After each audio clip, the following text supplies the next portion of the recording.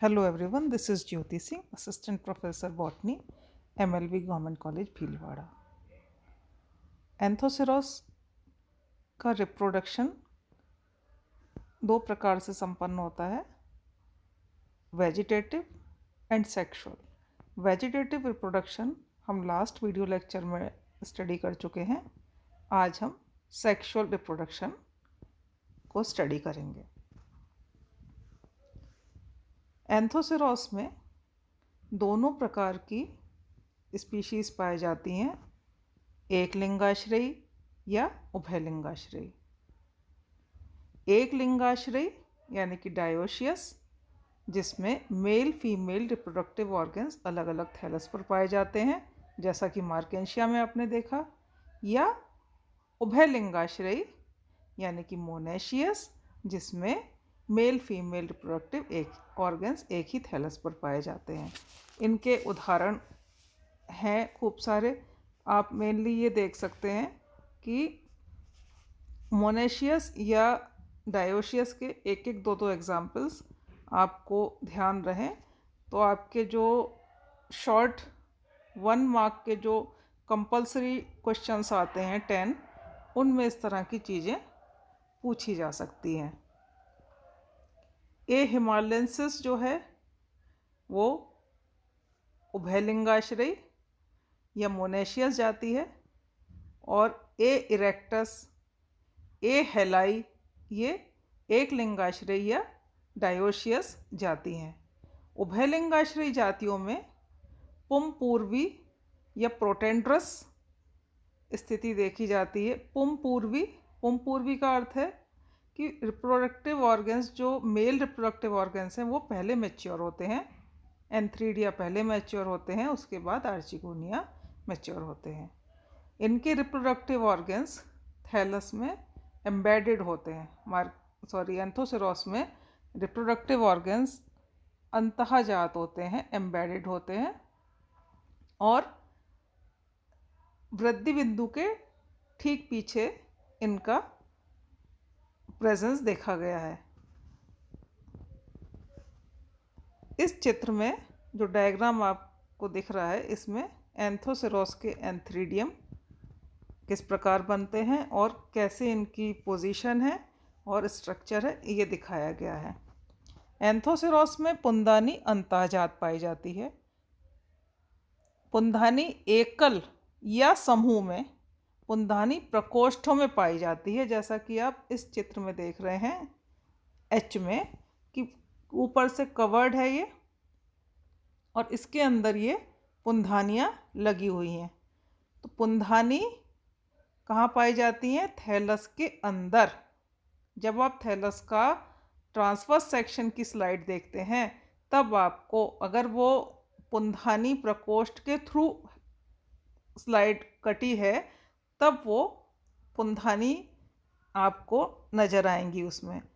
तो जब permanent slides हम प्रैक्टिकल क्लास में बच्चों को स्टडी करने के लिए देते हैं, उसमें एंथोसिरोस थैलस की जो स्लाइड्स हैं जिसमें एंथ्रीडिया दिखाए गए हैं, वो उसमें ये आपको स्पष्ट दिखेगा कि पुंधानी प्रकोष्ठ, एंथ्रीडियल चेम्बर, जैसा कि डायग्राम में दिख रहा है, ऊपर से कवर्ड है, 2 कोशिका स्तर का इसका आवरण है, और पुंधानी एकल अथवा समूह में पाई जाती है। इस जैसे चित्र में दिख रहा है कि 3 पुंधानियाँ हैं, अलग अलग अवस्था में हैं, छोटी, मीडियम साइज़ की और मैच्योर। तो पुंधानी जो है 2 कोशिका स्तर की इसकी छत है और साबुत बंद है, और जो परिपक्व या मैच्योर जब पुंधानी हो जाती है तो वो चमकदार नारंगी रंग की होती है। परिपक्व जो पुंधानी है वो मुग्दर के आकार की होती है और सवृंत संरचना है। चित्र में आप देख पा रहे हैं कि स्टॉक या व्रंत के द्वारा ये पुंधानी प्रकोष्ठ के आधार पर लगी हुई हैं। किसी किसी जाति में यह व्रंत छोटा होता है, किसी जाति में यह थोड़ा बड़ा भी हो सकता है। अलग अलग जातियों में इसमें भिन्नता देखी जाती है।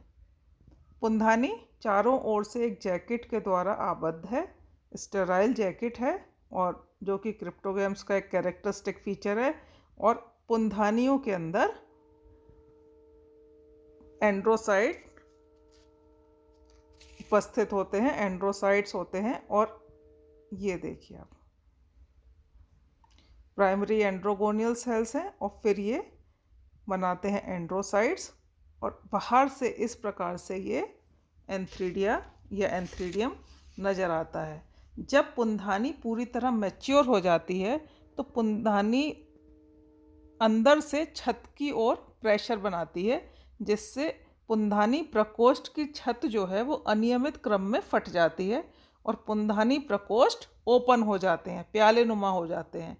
और इनकी जो पुंधानियाँ हैं, फिर इसके अंदर जब जल अंदर आता है बारिश का, ओस का, तो ये जल अवशोषित करके फट जाती हैं और पुंधानियों का समूह, ये एंड्रोसाइट्स का एक पूरा समूह धुएं के फॉर्म में एक अपारभासी संहति के रूप में पुंधानी प्रकोष्ठ से बाहर निकल आता है और ये जो पुंग कोशिकाएं हैं वो जल की सतह पर फैल जाती हैं। जैसे ही ये पानी के संपर्क में आती हैं, इनमें फ्लैजेला विकसित हो जाते हैं और पुमड़ू विमुक्त होकर जल की सतह पर तैरने लगते हैं। अब पुमड़ू आप देख रहे हैं, पुमड़ू कैसी संरचना है? एक रेखाकार संरचना है, कुंडलित है और द्विक कशाभिक है। इसमें 2 फ्लैजिला लगे हैं, एक बाईफ्लैजिलेट संरचना है और कशाभिकाएं समान लंबाई के हैं, एक ही लंबाई के हैं और पुमड़ू फ्लैजिला के द्वारा गति करते हुए स्त्रीधानी तक पहुंचते हैं। तो ये जो चित्र है, इसमें आपने बेसिकली ये देखा कि पुंधानियाँ कहाँ हैं? थैलस के अंदर हैं, अंदर धसी हुई हैं, अंतःजात हैं, पुंधानी प्रकोष्ठ के अंदर हैं। पुंधानी प्रकोष्ठ की छत 2 कोशिका स्तर की है।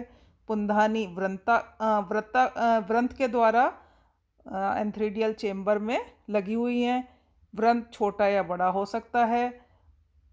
एंथ्रीडिया चारों ओर से एक जैकेट के द्वारा आबद्ध हैं जो कि स्टेराइल है और अंदर की कोशिकाएं सारी पुंग कोशिकाएं या पुंजनक मात्र कोशिकाएं सारी फर्टाइल हैं और जो बनाती हैं एंड्रोगोनियल सेल्स और एंड्रोसाइट्स। और फिर जब ये मैच्योर हो जाती हैं तो ये छत पर दबाव बनाती हैं, जिससे अनियमित क्रम में एंथ्रीडियल चेम्बर की छत फट जाती है और ये अपारभासी संहति के रूप में पूरे के पूरे बाहर धुएं के फॉर्म में बाहर निकल आती हैं और जल की सतह पर तैरती हैं। जैसे ही जल के संपर्क में आती हैं, इसमें फ्लैजिला विकसित हो जाते हैं और पुमड़ू का निर्माण होता है। पुमड़ू द्विकशाभिक और रेखाकार कुंडलित होते हैं और ये पानी में फ्लैजिला के द्वारा गति करते हुए एंथ्रीडिया से निकलकर फ्लैजिला के द्वारा गति करते हुए आर्चिगोनिया तक पहुंचते हैं। अब आती है कि आर्चिगोनिया भी उसी थैलस में है। अगर मोनेशियस जाती है और अगर डायोशियस जाती है तो आर्चिगोनिया फीमेल थैलस में होंगे। ये डिफरेंस है यहाँ पर। इस चित्र में आप देख रहे हैं आर्चिगोनिया। आर्चिगोनिया कैसा है? फ्लास्क शेप्ड स्ट्रक्चर है, फ्लास्क की आकृति का है और इसकी पतला वाला ऊपर का हिस्सा कहलाता है ग्रीवा या नेक, नीचे का फूला हुआ भाग कहलाता है अंडधा या वेंटर।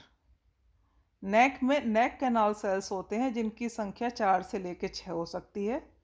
वेंटर में वेंटर कैनाल सेल है, अंडधा नाल कोशिका और नीचे बॉटम में एग अंड। तो आप देखिए कि स्त्रीधानी की संरचना क्या है? नेक और वेंटर। नेक में नेक कैनाल सेल, ग्रीवा नाल कोशिकाएं 4 से 6 इनकी संख्या, अंडधा में अंडधा नाल कोशिका या वेंटर कैनाल सेल और बॉटम में एग। और ये स्त्रीधानी जो है अग्राभिसारी क्रम में विकसित होती हैं। अग्राभिसारी यानी कि एक्रोपिटल सक्सेशन में विकसित होती हैं। जितनी भी उभयलिंगाश्रयी जातियां हैं उनमें स्त्रीधानी का परिवर्धन पुंधानी के मैच्योर होने के बाद ही होता है। अब आप एक चीज़ देखिए, ये स्त्रीधानी के ऊपर इसमें म्यूसिलेज माउंड श्लेष्मिक उभार दिख रहा है। ये जो श्लेष्मिक उभार है, ये इस उभार की वजह से आप थैलस की सतह पर महसूस कर पाएंगे कि इसमें अंदर इस जगह पर स्त्रीधानी स्थित है। ये कीप की जैसी आकृति का बना हुआ है श्लेष्मिक उभार, जिसको म्यूसिलेज माउंट कहते हैं, और इसके शीर्ष पर 2 से लेकर 4 ढक्कन कोशिकाएं होती हैं। इसकी वजह से ये बाहर की ओर थोड़ा उभरा हुआ है और श्लेष्मा का स्राव होने से एक म्यूसिलेज माउंड बनाया हुआ है। आर्चिगोनिया में एग है। जब निषेचन की प्रक्रिया संपन्न होती है तो ये एग जब मैच्योर हो गया, पूरी तरह परिपक्व हो गया, तब वेंटर कैनाल सेल और नेक कैनाल सेल डिसइंटीग्रेट कर जाते हैं और श्लेष्मा या म्यूसिलेज बनाते हैं। यह श्लेष्मा जल अवशोषित करके फूल जाती है और प्रेशर बनाती है, जिससे कि कवर सेल्स या लिड सेल्स हट जाते हैं और स्त्रीधानी का मुख खुल जाता है। इसके फलस्वरूप पुमड़ू, जब मुख खुल गया तो स्त्रीधानी के अंदर पुमड़ू एंटर कर जाते हैं। कई सारे पुमड़ू एंटर करते हैं। फाइनली एक पुमड़ू एग के साथ संलयित होकर जाइगोट का निर्माण करता है। पुमड़ू यहाँ पर क्या है, male gamete, egg, female gamete दोनों फ्यूज कर कर क्या बनाते हैं, जाइगोट या युग्मनज। जाइगोट बनने के साथ ही डिप्लॉयड अवस्था या स्पोरोफिटिक अवस्था, जिसको हम हिंदी में कहेंगे द्विगुणित अवस्था या बीजाणुद्विद अवस्था की शुरुआत होती है। इससे आगे का डिस्कशन हम अपने नेक्स्ट टॉपिक में करेंगे।